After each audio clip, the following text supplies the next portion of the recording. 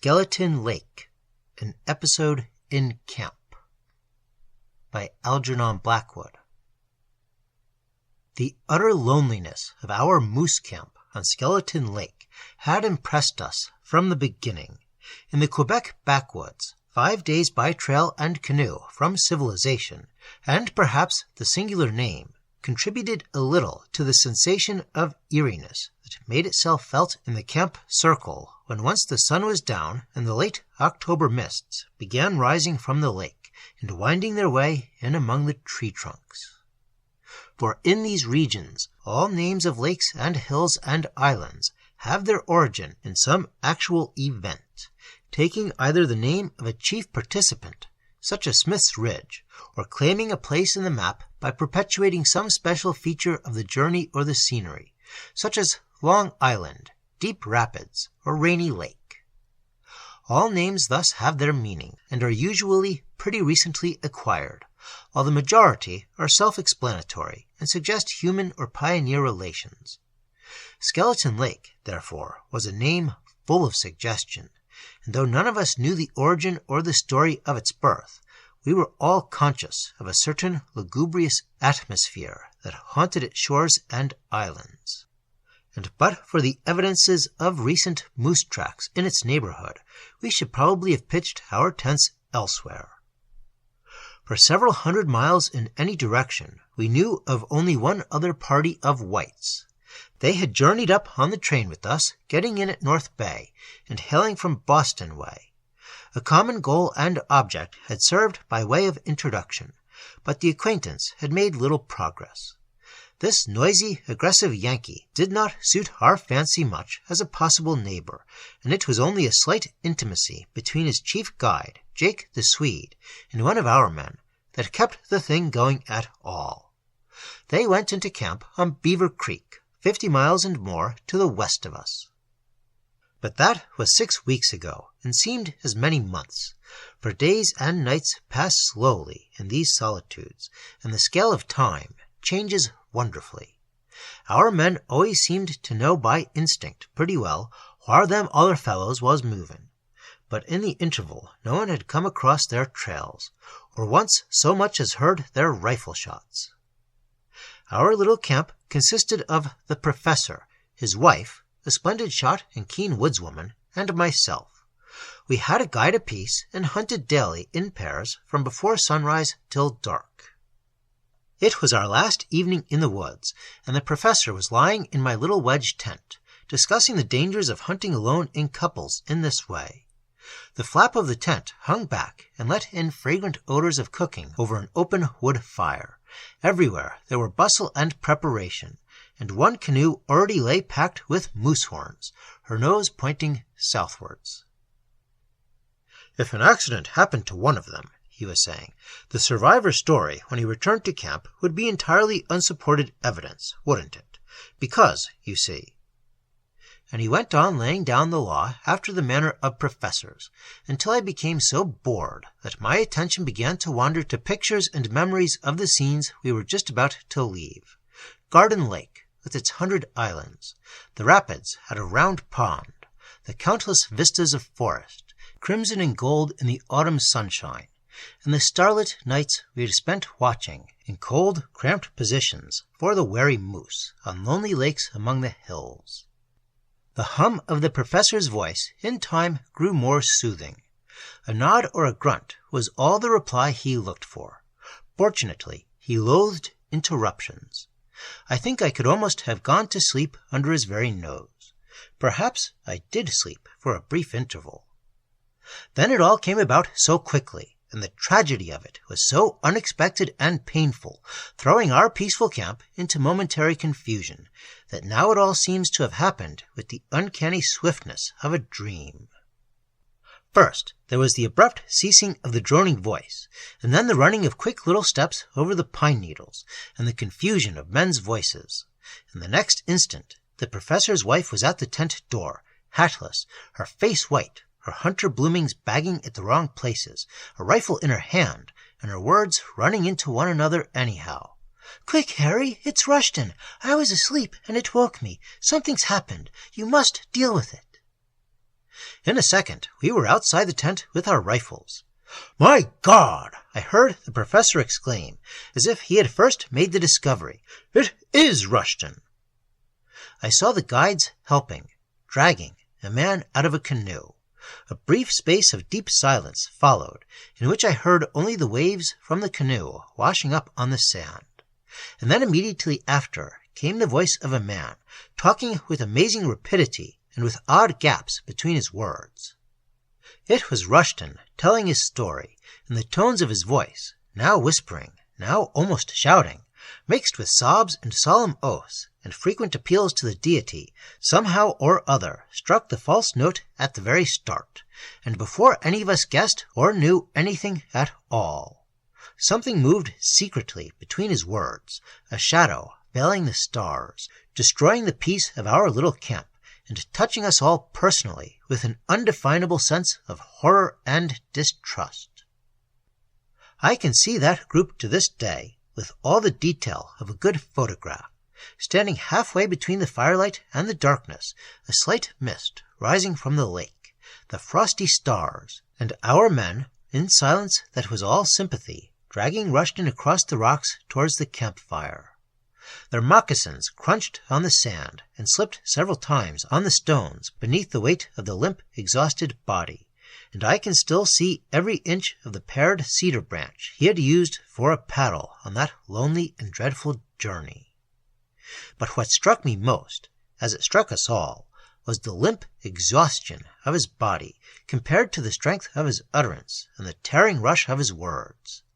A vigorous driving power was there at work, forcing out the tale, red-hot and throbbing, full of discrepancies and the strangest contradictions. And the nature of this driving power I first began to appreciate when they had lifted him into the circle of firelight, and I saw his face, gray under the tan, terror in the eyes, tears too, hair and beard awry, and listened to the wild stream of words pouring forth without ceasing. I think we all understood then, but it was only after many years that anyone dared to confess what he thought.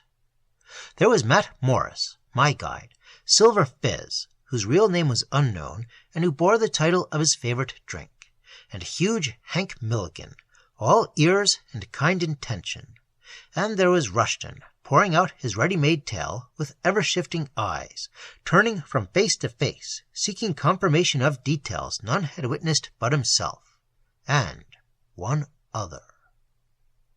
Silver Fizz was the first to recover from the shock of the thing, and to realize with the natural sense of chivalry common to most genuine backwoodsmen that the man was at a terrible disadvantage. At any rate, he was the first to start putting the matter to rights.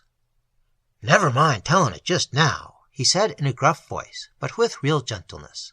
"Get a bite to eat first, and then let her go afterwards. Better have a horn of whiskey, too. It ain't all packed yet, I guess." "Couldn't eat or drink a thing," cried the other. "Good Lord, don't you see, man? I want to talk to someone first. I want to get it out of me, to someone who can answer. Answer! I had nothing but trees to talk to for 3 days, and I can't carry it alone any longer. Those cursed silent trees.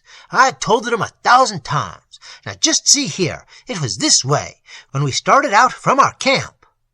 He looked fearfully about him, and we realized it was useless to stop him. The story was bound to come, and come it did. Now, the story itself was nothing out of the way. Such tales are told by the dozen round any campfire where men who have knocked about in the woods are in the circle. It was the way he told it that made our flesh creep. He was near the truth all along, but he was skimming it, and the skimming took off the cream that might have saved his soul.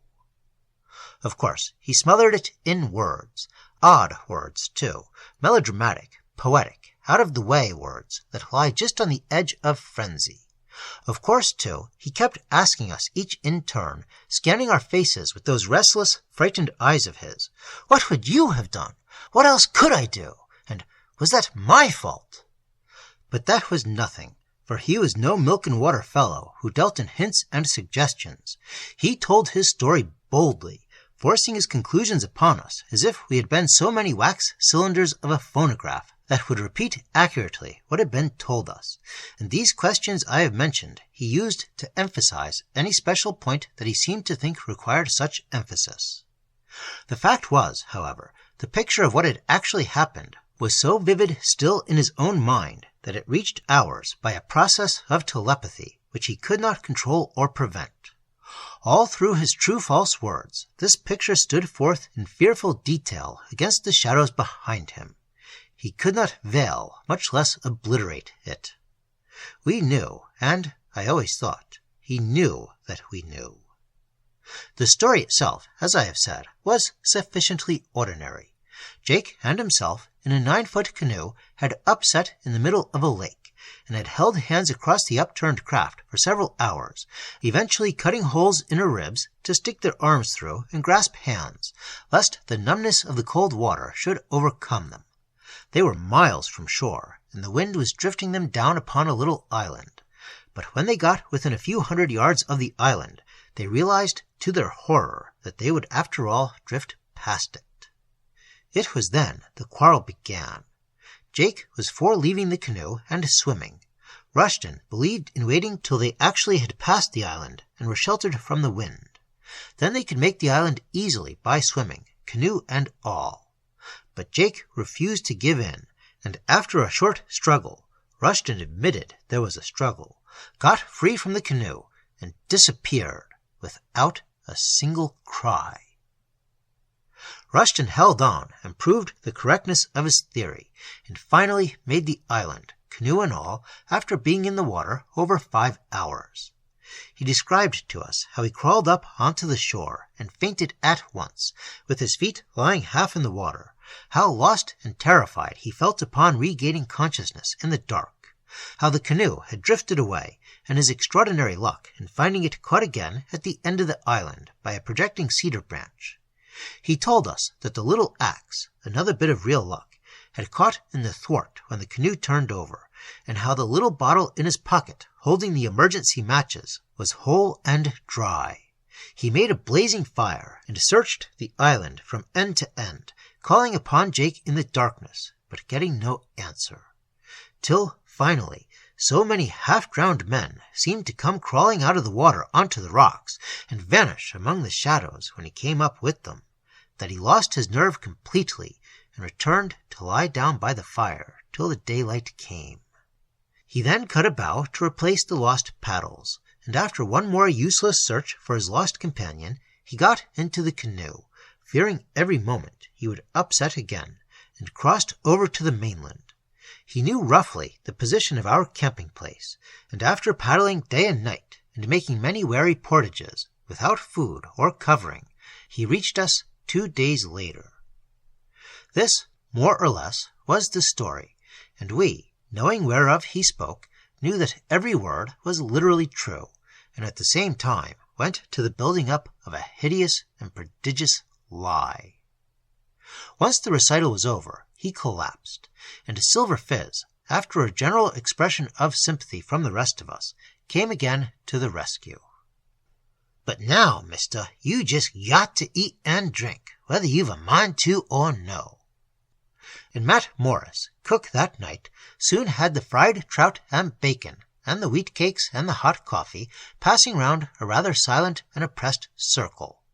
So we ate round the fire, ravenously, as we had eaten every night for the past 6 weeks, but with this difference, that there was one among us who was more than ravenous. He was gorged. In spite of all our devices, he somehow kept himself the center of observation.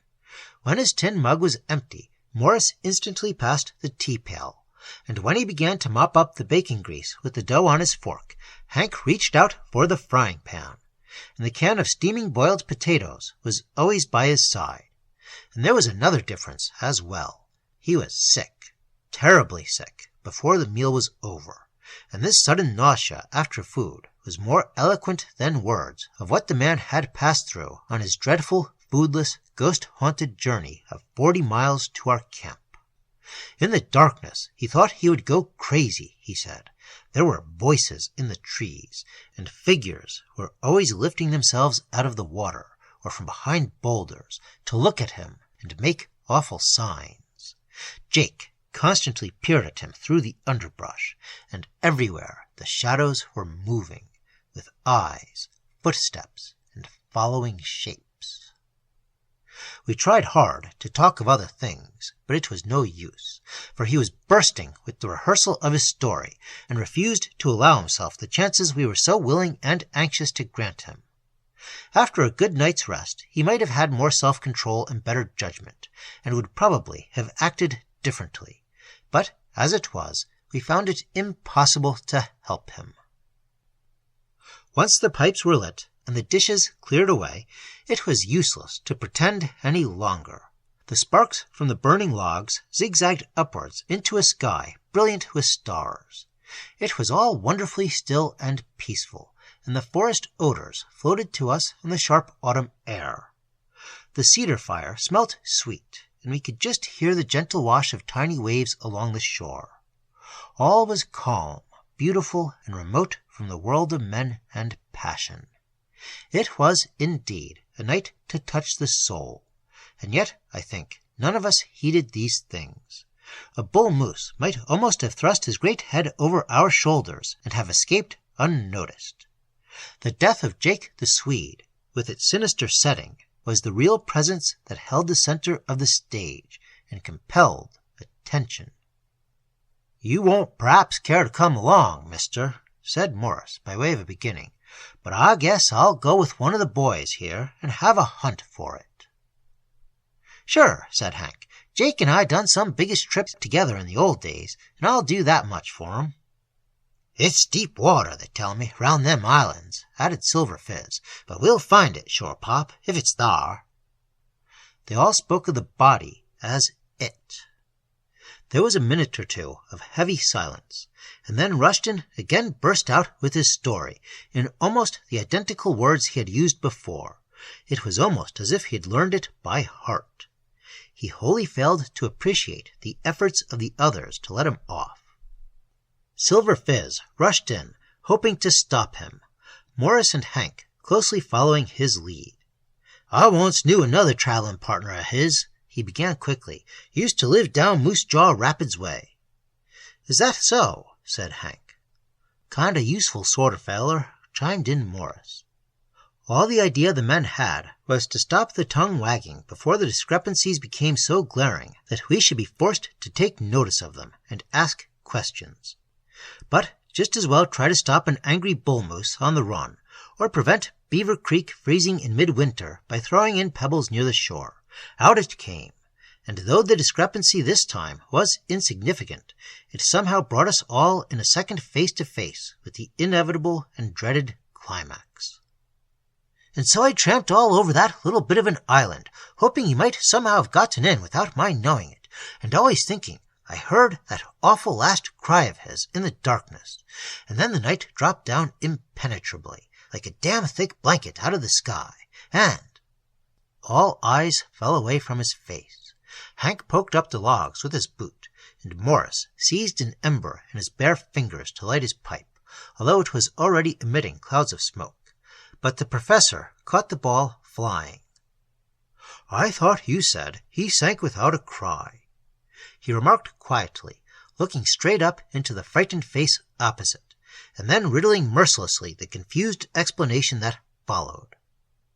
The cumulative effect of all these forces, hitherto so rigorously repressed, now made itself felt, and the circle spontaneously broke up, everybody moving at once by a common instinct. The professor's wife left the party abruptly, with excuses about an early start next morning. She first shook hands with Rushton, mumbling something about his comfort in the night. The question of his comfort, however, devolved, by force of circumstances, upon myself, and he shared my tent. Just before wrapping up in my double blankets, for the night was bitterly cold, he turned and began to explain that he had a habit of talking in his sleep, and hoped I would wake him if he disturbed me by doing so. Well, he did talk in his sleep, and it disturbed me very much indeed. The anger and violence of his words remain with me to this day, and it was clear in a minute that he was living over again some portion of the scene upon the lake. I listened, horror-struck, for a moment or two, and then understood that I was face to face with one of two alternatives. I must continue an unwilling eavesdropper, or I must waken him. The former was impossible for me, yet I shrank from the latter with the greatest repugnance, and in my dilemma I saw the only way out of the difficulty, and at once accepted it. Cold though it was, I crawled stealthily out of my warm sleeping bag and left the tent, intending to keep the old fire alight under the stars, and spend the remaining hours till daylight in the open. As soon as I was out, I noticed at once another figure moving silently along the shore. It was Hank Milligan, and it was plain enough what he was doing. He was examining the holes that had been cut in the upper ribs of the canoe. He looked half ashamed when I came up with him, and mumbled something about not being able to sleep for the cold. But there, standing together beside the overturned canoe, we both saw that the holes were far too small for a man's hand and arm, and could not possibly have been cut by two men hanging on for their lives in deep water. Those holes had been made afterwards. Hank said nothing to me, and I said nothing to Hank, and presently he moved off to collect logs for the fire, which needed replenishing, for it was a piercingly cold night, and there were many degrees of frost. 3 days later, Hank and Silver Fizz followed with stumbling footsteps the old Indian trail that leads from Beaver Creek to the southwards. A hammock was slung between them, and it weighed heavily. Yet neither of the men complained, and indeed speech between them was almost nothing. Their thoughts, however, were exceedingly busy, and the terrible secret of the woods, which formed their burden, weighed far more heavily than the uncouth shifting mass that lay in the swinging hammock, and tugged so severely at their shoulders. They had found it in 4 feet of water, not more than a couple of yards from the lee shore of the island, and in the back of the head was a long, terrible wound, which no man could possibly have inflicted upon himself.